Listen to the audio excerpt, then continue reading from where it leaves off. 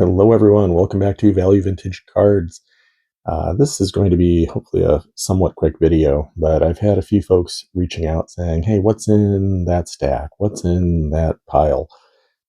Behind me is a lot of depth behind things, and I always appreciate the engagement and the interactions and the questions and whatever else. It really does make the experience just a ton of fun and makes the whole process that much more enjoyable and get to know folks a little bit more too. So one of the questions, yeah, I did do that right. It's up here.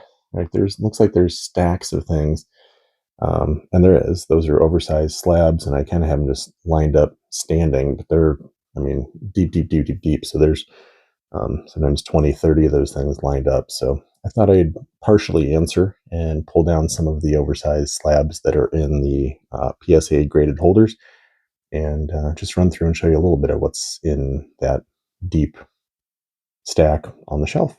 So I'll turn it around and show you guys what I got. Thanks. Hello, friends. All right, so just a quick run through of the some of the oversized PSA cases that I had behind me. So with the question of just what's there, I thought I'd just run through these. I've got 9 of them that were autographs. So I thought I'd run through that. That's kind of a fun little subcategory. Um, I can't believe how affordable some of these can be, especially when they're not on cards. And I feel like a lot of times, it used to be such a stigma, which makes a authentic on card autograph that much more elusive and prestigious, but also at the same time makes me almost question it at times. Obviously, some folks wanted to get them on cards and didn't care, and so they are, when they're real, it's amazing. But what ended up happening a lot of times was stuff like this.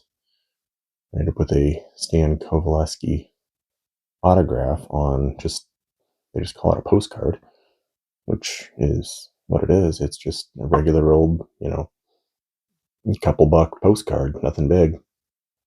But the neat thing is now you have a Stan Kovaleski awesome image with an autograph, and a lot of times these goes for dozens of dollars. Like, they're not huge items, and you're getting a pre-war Hall of Famer autographing it.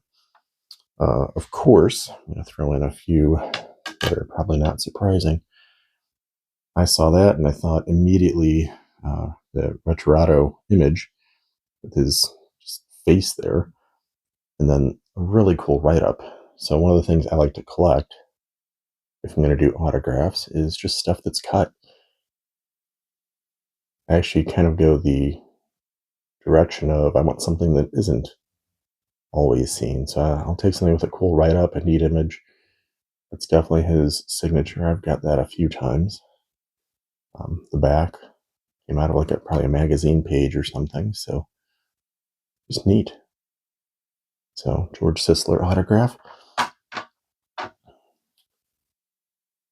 Not the biggest autograph collector in the world. I feel like I kind of go through phases where, I'll end up seeing something and I'm like, yeah, that's right, I should check into those again. Lefty Grove, I always like to have his stuff. I think he is the greatest left-hander and one of the greatest pitchers ever. Lefty Grove, that's another one, a newspaper photo.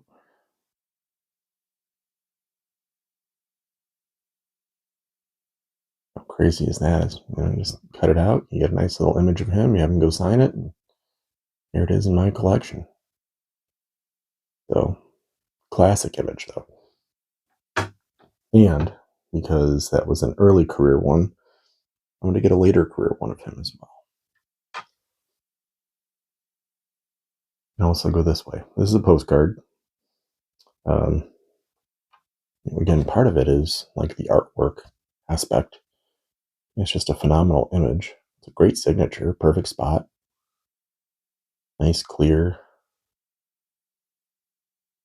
Isn't that cool? Little Lefty Grove auto action there. Here's one that's insanely cheap. My gosh, you want to talk about somebody you can collect? I mean, you just can't even imagine, why would this be so cheap? So crazy affordable. Another postcard, blue Kapling. I mean, the images,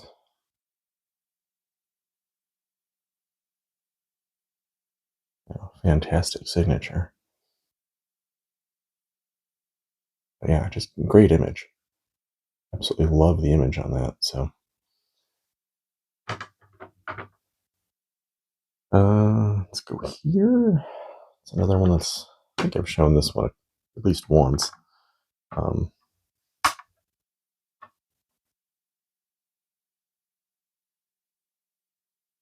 the old Hank Greenberg postcard. Had this one for a little bit. His signature is pretty darn clear. I will say, I mean, most of mine you'll see are just authentic. Sometimes you can't tell if they would have graded had they requested. Sometimes people just said, like, "Is it real?" and they just slap authentic on it, and maybe it does grade as an as an autograph. But I've never really been one. I don't want it smudged. I don't want it destroyed. I don't want it, fading, things like that, of course. But I don't worry. I mean, if I got a 6, is it worth more? Like, you're grading someone's signature. I don't know that I worry about that, but the image, again, it's a dollar or $2 postcard that has almost no value to what this is, because the autograph is what brings any kind of value. But they're still such cool images. Next one, I guess, is that my only actual card? Everything else has been like cutouts and newspapers and different postcards. So this one's actually a card. I guess they call it a trading card, which is interesting. The signature is a little faintish.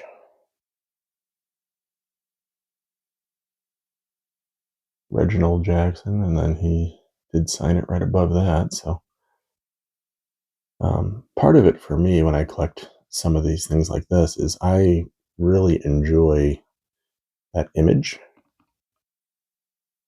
Flip it over, you can see what it is. It's the 1971 Top Super. So, I mean, that by itself is phenomenal. And every so often, what I will do is I'll kind of mentally say, like, yeah, it's, not much, 5, 10, whatever, $20 kind of thing. How do I make that something more important in my collection? So if I can find it and have them, with one of the autograph versions, then all of a sudden it becomes a little more significant part. Because I just think that image is insane. That's phenomenal. Young, slugging Reggie, awesome. A's uniform. To me, that's really cool. All right, two more. Two more of the same person. So I think these are neat, and you can find these with various players, autographed or not autographed. So these are Bob Parker Hall of Fame. So if you get in really close on these, Carl Fan, Babe Ruth, Lou Gehrig, Jimmy Fox, Al Simmons, and Joe Cronin in a row, 1934 All-Star Game. National League's Most Valuable Player, 1933 and 36, had 253 elections. So it goes through all these like stats. It's kind of cartoony. Reminds me of like the 1938, like with scribbles kind of feel. The artwork is impressive. Signature is really cool to have on there. Carl Hubble signed a lot. His stuff is not expensive. Blank backs. These things by themselves are, a few bucks, $10, whatever. They're not expensive either. But to get his signature on it was still, I mean, insultingly affordable. I'm surprised you could even buy the card and have it slabbed for the price I got it for. And it's been autographed by a Hall of Famer, and maybe not Mount Rushmore, but he's a top 10 left-hander ever, I would say. We can try and fill out that list if we want to. I'm a big Carl Hubble fan. So getting a couple of his items autographed. These are great too. If you're looking for great images, something to add for a few bucks to the collection. This is 73 to 80 TCMA. These are postcards, but what's really neat is you get the stats on the back too.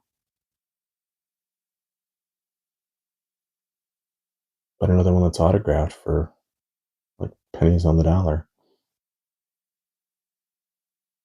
So affordable. I mean, these Carl Hubbles, literally, I'm surprised I can get them in a protective PSA case because I think I'm buying these for almost the same price as authentication. And you're getting an autographed Hall of Famer, you know, postcard or um, cutout or whatever it may be. It's just so insanely affordable. Carl Hubble is such a great deal. But that is, it's a little bit of what's behind me. I always love when folks just kind of look over my shoulder and say, "What's that? Show me that." So I'll try and break it out and answer any questions I can. I appreciate y'all with the engagement, the comments, the thoughtful feedback, and everything else you guys bring to my experience. So thank you all so much. I will catch up with you later. Take care.